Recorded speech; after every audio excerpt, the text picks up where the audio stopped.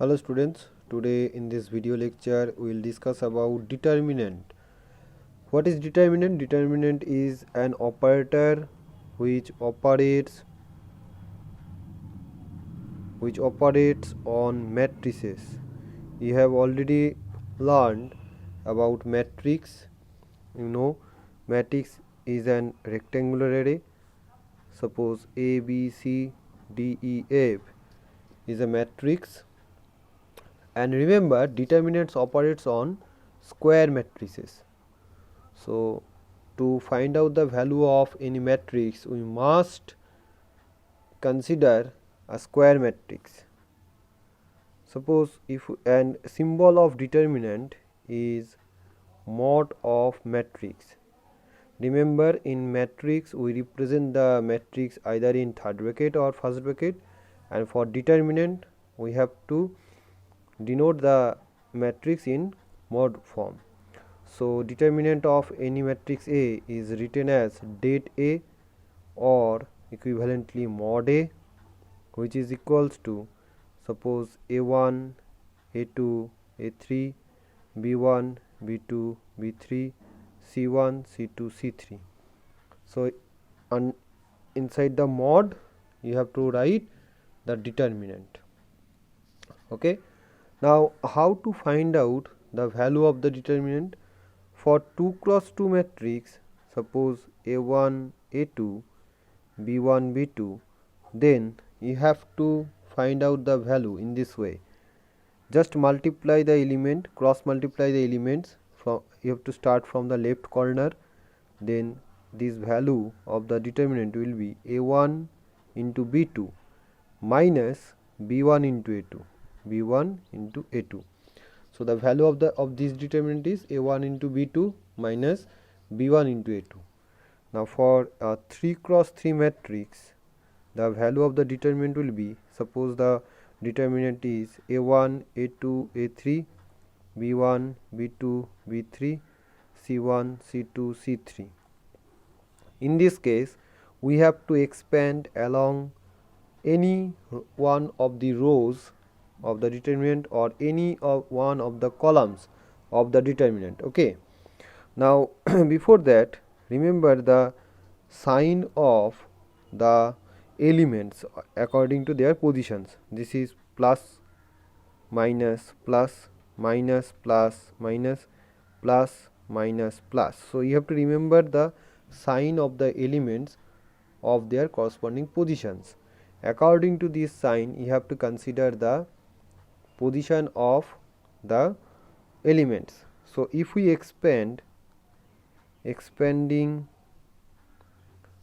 with respect to first row, if we expand the determinant along the first row, then the value will be, at first you have to multiply with the elements of that row which we have considered, A1 into, you have to delete the row and as well as the column of that element.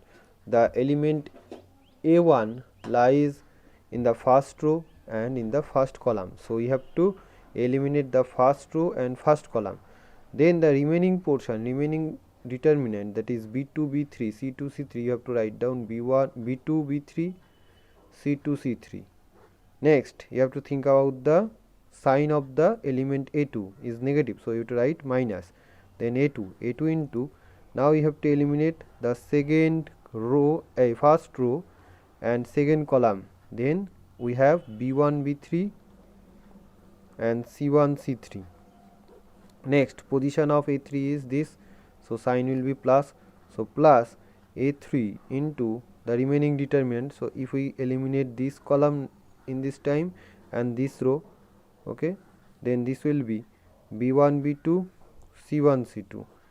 So now multiply according to this rule, then this will be B2 into C3 minus C2 into B3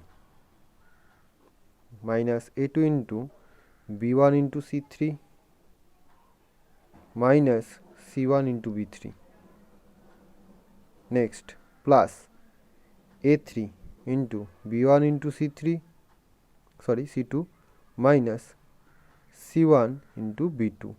So this is the final result or final value of the corresponding matrix, determinant value of the corresponding matrix. So in this way you have to expand. You can expand along any one of the rows or any one of the columns, but you have to keep in your mind the sign of the each and every element, because you have to mention the proper sign, how to calculate or how to expand with respect to any row. If we consider first row, then we have to multiply the element of that row into the corresponding remaining determinant value of the remaining matrices. That is, if we consider A1, then eliminate this row and eliminate this column, then remaining determinant is B2 B3 C2 C3. Next, sign of that element into, we have to eliminate second column and first row, then remaining determinant, plus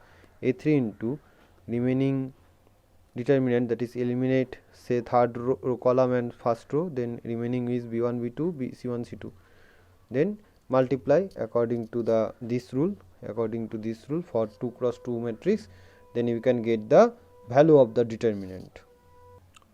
So by applying that rule, you can easily find out the determinant values of the problem given in the exercise 4.1. so this is your homework, and in exercise 4.2 this topic has been deleted from CBSE board. So exercise 4.2 and the topics are deleted for your board exam. Now area of triangle, by applying determinant we can find out the area of triangle. If we know the vertices of coordinates of the vertices, suppose x1 y1, suppose another vertex B which is x2 y2, another one is C x3 y3, then the area of the triangle, then the area of triangle ABC is equals to half into 1 1 1 x1 x2 x3 y1 y2 y3. So this is the area of triangle ABC where the vertices of ABC are known. Now remember, if ABC are collinear, what happen? Then area of triangle becomes 0, that is determinant of 1 1 1 x1 x2 x3 y1 y2 y3 becomes 0. So this is the rule of checking whether the given points are collinear or not. You know that area of triangle formed by those points is 0. Next, minor and cofactors. What is minor? Remember the first determinant, if we consider A1 A2 A3 B1 B2 B3 C1 C2 C3, then the minor of the element A1, suppose denoted by capital M1, is equals to, you have to eliminate the row and column, and the remaining determinant is the minor of that element. So this is B2 B3 C2 C3 is the minor of A. Similarly, if we consider minor of C2, then we have to eliminate this row and this column, then the remaining determinant, that is A1 A3 B1 B3 is the minor of C2. We have to eliminate this row and this column. Similarly, we can find out all the minors of the remaining elements. Okay. Now what is cofactor? Cofactor is the signed minor. That means we have to think about the sign of the element. Remember, plus minus plus minus plus minus plus minus minus plus minus plus. So how to write down the minor? Suppose Aij be the element, okay, and Mij be the minor of Aij, element Aij. Then if capital Aij is cofactor of the element Aij, then Aij is simply minus 1 to the power I plus j into Mij. This is the rule of finding cofactor of any matrix. So if determinant A is A1, A2, A3, B1, B2, B3, C1, C2, C3 and cofactor of A1 is capital A1, then this equals to minus 1 to the power I plus j Mij. This is the rule. So A1 is the first position. So minus 1 to the power 1 plus 1, and we have to consider the minor of this element, and which is B2, B3, C2, C3. So if we consider cofactor of B3, this element position is second row, third column. So this will be minus 1 to the power 2 plus 3 and the remaining minor. So if we eliminate second row and third column, then the remaining minor is A1, A2, C1, C2. So basically if we think about the expandation of any determinant along any row, so look, this is A1 into its minor, right, or cofactor, positive sign with minor, A2 into negative sign with its minor. So basically any determinant can be expressed as, so det A is equals to A1 into its minor or its cofactor, that is A1, plus A2 into its cofactor A2, plus A3 into its cofactor A3. So det A is nothing but the sum of the products of the element and its corresponding minor. So what about if we consider A1 into A4 plus A2 into A5 plus A3 into A6, that is cofactors of the element B1, B2 and B3, then this equals to 0. So if we multiply the elements with the cofactor of other elements, then it's become 0, and if we multiply the elements with its cofactor, then its sum gives us the determinant value. Remember this property, very important property. So det A equals to sum of the products of the elements with respect to their corresponding cofactors, and if we take the sum of the products of the cofactors of other elements with another element, then the product sum will gives us 0. Okay, so you have to remember this one.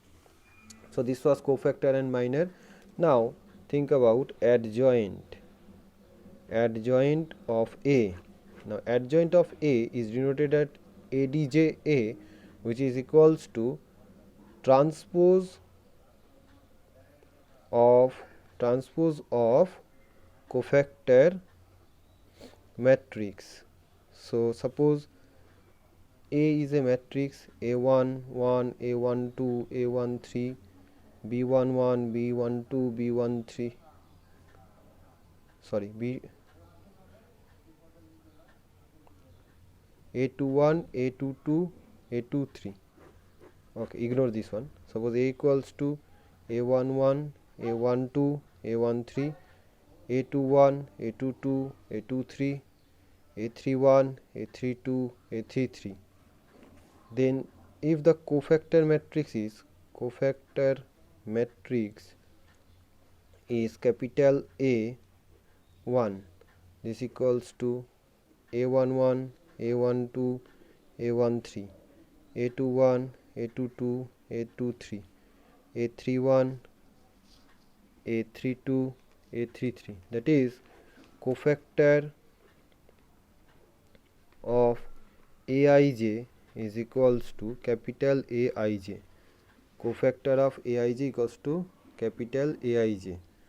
Okay, then adjoint of A is equals to A11, A12, A13, A21, A22, A23, A31, A32, A33, its transpose. This is adjoint of a matrix. So at first you have to find out all the cofactors of all the elements, then form a matrix. Now you have to take the transpose to get the adjoint of A. Now remember another thing very important, you have already learned how to find out inverse. A inverse equals to identity matrix. By row operation or column operation you can find out the inverse. Okay, now inverse of a matrix, inverse matrix, how to find out inverse matrix? A inverse equals to adjoint of A by det A. So at first you have to find out the determinant value of that matrix and the corresponding adjoint matrix, then A inverse equals to adjoint of A by det A. So remember, if det A becomes 0, that is denominator becomes 0, then A inverse does not exist. A inverse does not exist. So to exist, the existence of A inverse is possible only if A inverse exists if and only if det A not equals to 0. Now if det A becomes 0, then A is called singular. A is called singular matrix. So if determinant value is 0, then A is called singular matrix. If det A not equals to 0, then inverse exists and A is called non-singular matrix. Non-singular matrix.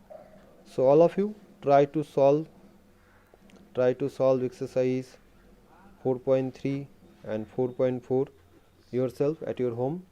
In the next lecture I will discuss about the concept of application, how to apply the methods of matrix and determinant by to solve some problems, that is practical life problem, as well as how to solve the linear equations in 2 variables or 3 variables. Thank you everyone.